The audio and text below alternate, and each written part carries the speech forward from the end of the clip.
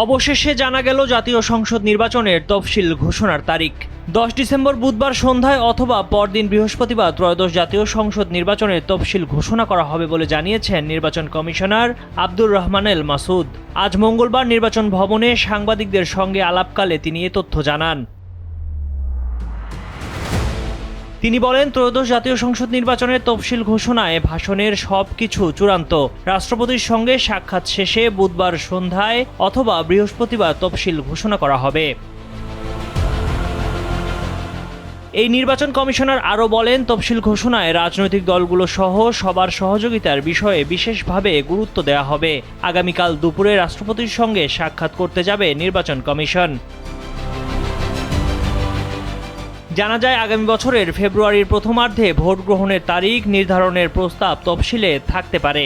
তফসিল সংক্রান্ত ভাষণ রেকর্ড করার জন্য ইতোমধ্যে বাংলাদেশ টেলিভিশন ও বাংলাদেশ বেতারকে আনুষ্ঠানিক চিঠি পাঠানো হয়েছে।